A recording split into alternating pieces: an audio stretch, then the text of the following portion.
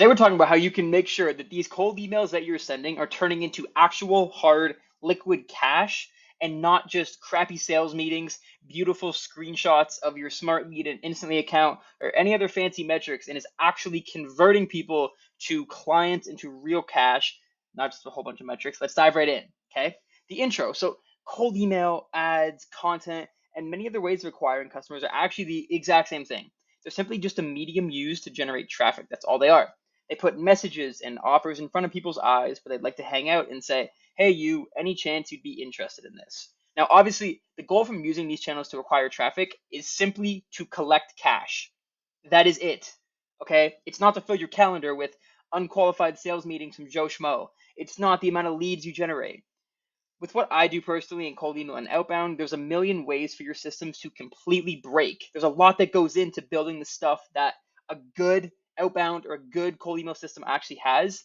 So this document is designed to give you the tightest, most efficient system to turn this traffic into cash in the least effort possible without falling into any of the loopholes and the traps that are going to be in this document. Let's begin. Let's hop into it. Number one, let's talk about the kind of like the main idea of what I'm going over here, which is what is known as conversion mechanisms. So to go from a completely cold prospect to Benjamins in your pocket, there's about 7 to 8 mini wins you have to achieve first. Now, these can be referred to as conversion mechanisms, meaning if one of these 7 to 8 steps are not dialed in, you can lose the sale entirely.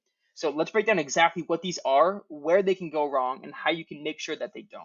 So starting off at the very beginning, your cold emails, right?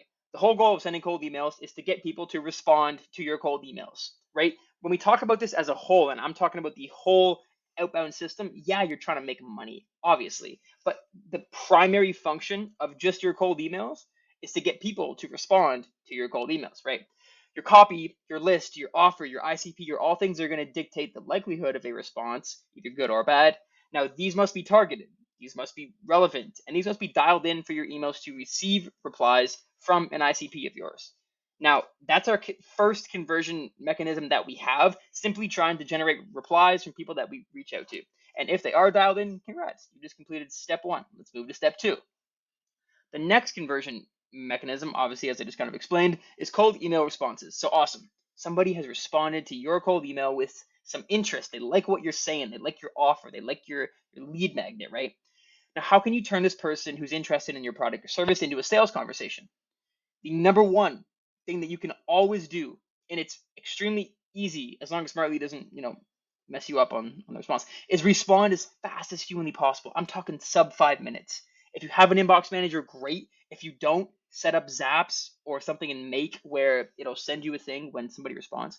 But I want you to think of people responding to you as a timer. Every minute that goes by from when they send that email back to you to them getting a response, their interest dwindles. So you see our fancy timer right here. That is their interest in your product or service.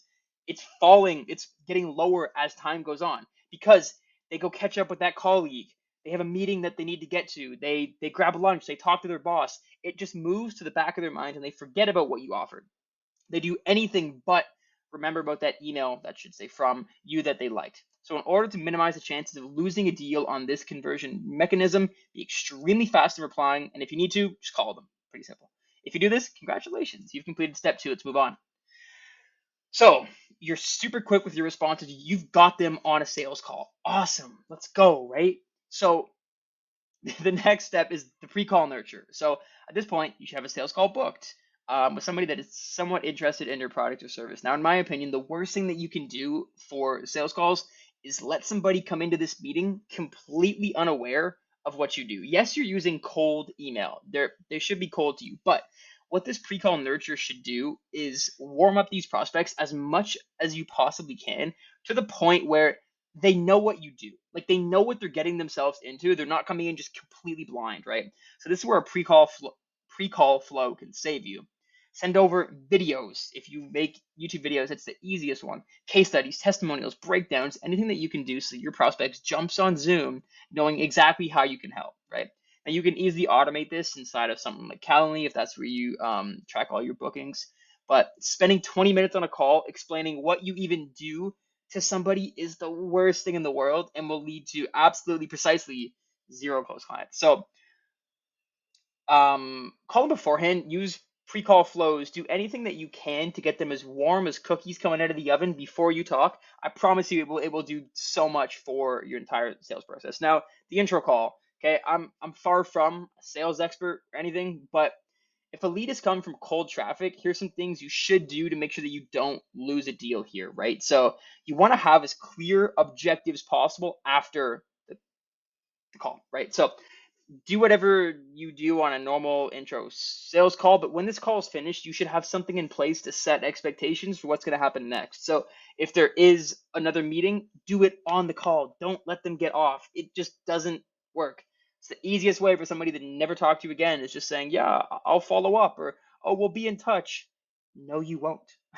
And that's okay, right? So never leave them in the gray area. Like if it's coming from your end, be as clear and blunt as possible about, hey, I'm gonna send you over this. It's gonna go over this, this, and this. Is there anything that you would like me to talk or to send over to your manager? Is there anything that your boss would like to see? Blah blah blah. But you want to be so black and white. Never leave any gray area for stuff. It's the easiest way to lose a deal at this stage. It's just don't do it. And if you do all this, if you follow up precisely, quickly, next steps, you've completed step 5, you're deep in the sales process, let's keep it going. So post-call nurture, this is probably where most deals are won and lost, right? So once you set expectations for next steps, you go, hey Ryan, I'm going to send you over a case study going over how we did this for a similar company of yours. Talk to the prospect and see what they want, right? Because let's be real, nobody wants to read through a whole bunch of your shit.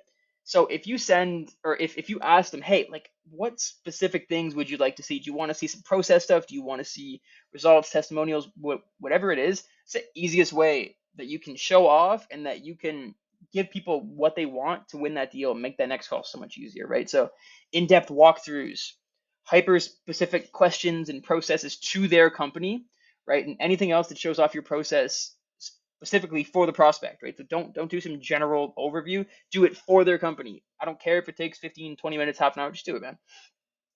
Now, again, with time, want to be super quick and as fast as possible after the original call you've had. Same thing with time, right? The longer time elapsed between when you've had that first call to when you send them over some stuff, it just moves further back in their mind. They have other stuff to do. Be on them, right?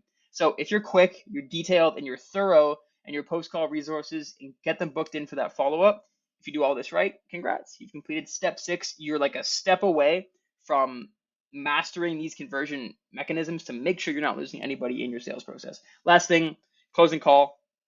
Again, I'm no sales expert, far from, but one thing I like to keep in mind is that you should try and iron out details as fast as possible, right? So expecting that this is a 2-call close of some sort. In that first call, right, it's discovery. You're feeling the person out. You're saying, is this a fit? Blah, blah, blah. If you go through everything I just talked about, if you go through all of those conversion mechanisms and you're on this call, there's obviously some interest. Like they are probably this close to buying.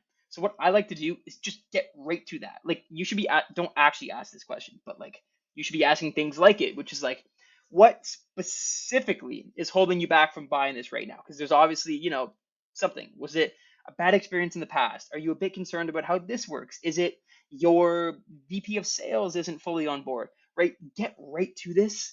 It'll save your time. It'll save their time. They'll probably appreciate it. Because if you're on a second call with them, third call with them, there's obviously some interest. So get to this as fast as you can. This is going to be a lot of objection handling, and it's catered to directly what they want. You don't have to over explain yourself. Don't talk yourself into a hole. Just be quick. Boom, boom. Get what they want out of them, and your job will be so much easier in trying to actually get this closed, right? So be truthful, don't be pushy, and make sure they're fully on board with moving forward. And if you've done all of this, you have just closed a deal from complete scratch, from complete cold traffic, mastering 7 conversion mechanisms from cold to sold, right? So to conclude, here's the problem with having a 7-step conversion mechanism process like this is that if one of these slips, the deal is completely toast, right? If you respond to that positive reply 30 minutes late, right? I don't know. No sales call even happens. Maybe they were a perfect fit for your product and you'll never know. If you don't nurture a lead post intro call properly, they ghost you. You don't set, proper expectations. You don't book a follow-up call with them. They never talk to you again, and they're just inside of your CRM, just sitting there, right? And you never get them on the phone again. So every single conversion mechanism, from taking a prospect from completely cold to completely sold, needs to be dialed in and razor sharp, or you will continue to lose leads in the weeds of your sales funnel forever. That's all I got. That is conversion mechanisms as a whole, how they work, how they need to be dialed in.